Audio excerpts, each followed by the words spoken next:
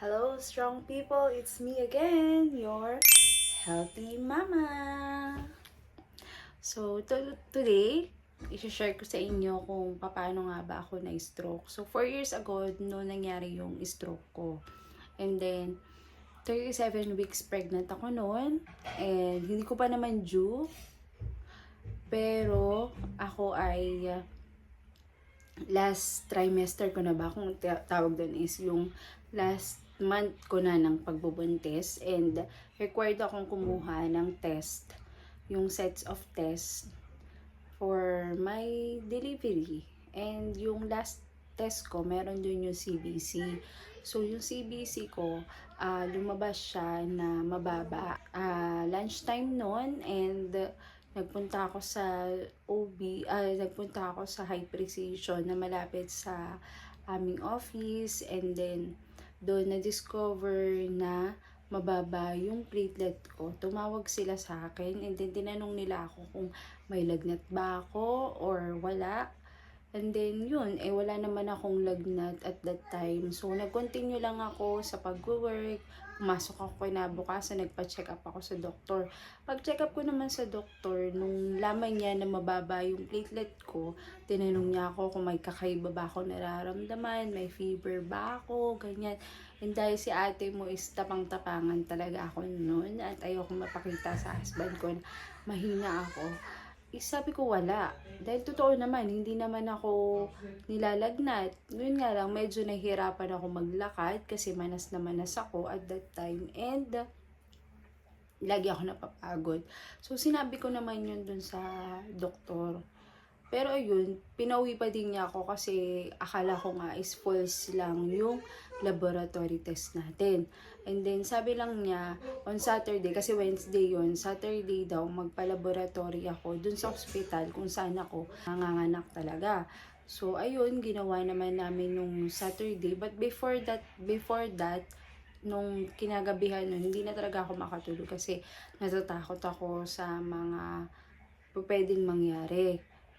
And ayoko namang mawala si baby, ganyan. Pero nasa isip ko talaga is baka naman wala lang yun kasi hindi naman talaga ako nilalagnat.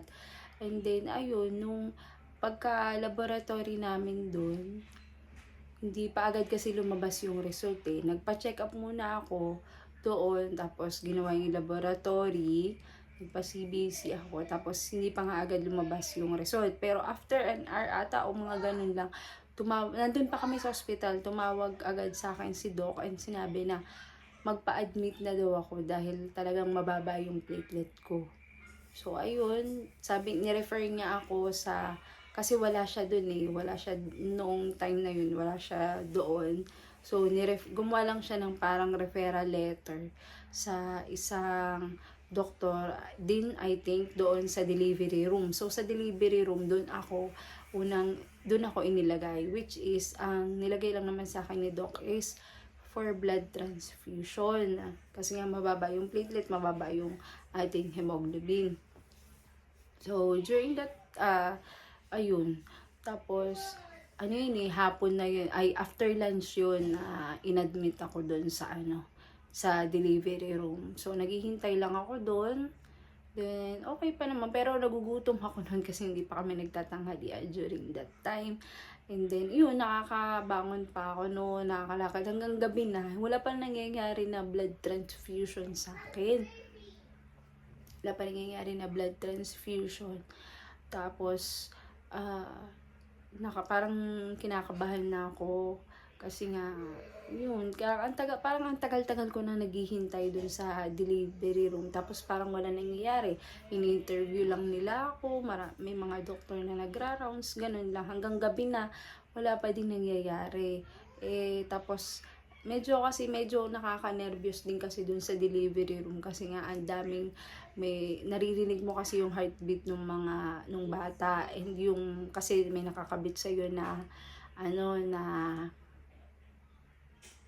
nakakabit sa'yo yung nung bata. Tapos yung ibang mga katabi mo kasi sila talaga manganganak na sila, so talagang monitor yung heartbeat ng bata, kaya rinig na rinig mo yung mga pangyayari dun sa delivery room. And yun, parang pag sinasabi ng ano na, parang bumabagal na yung tibok ng puso ng baby, parang kinakabahan ako, ayun.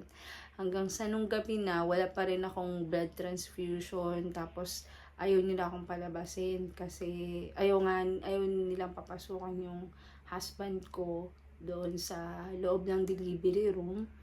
Medyo minsan parang nagugutom ako o kaya tsaka naman yung inuubo-ubo din ako at that time. Parang may gusto kong iluwa ganun pero hindi ko siya magawa kasi nga nakahiga ako doon. So, nag-ask ako kung pwede papasukin yung asawa ko, ikuha ako ng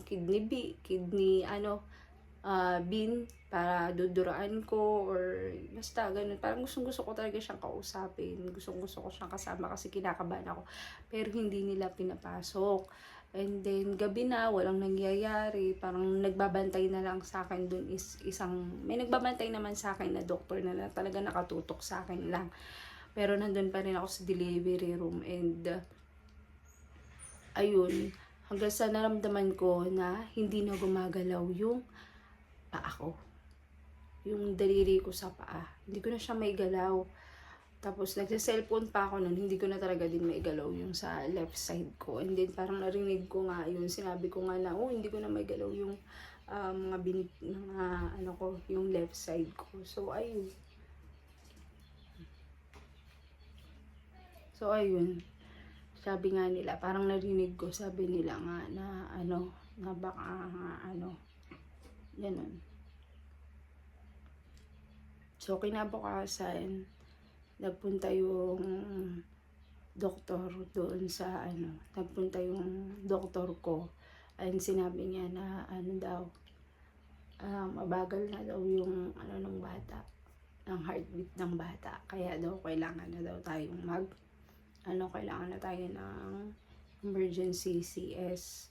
Then nag-request pa nga ako sa doktor, sabi ko kung pwedeng trans yung yung hiwa ko, pero sabi niya hindi na daw kaya kasi nga daw ako daw ay kailangan daw mabilis na kasi nga sobrang mababa yung platelet ko.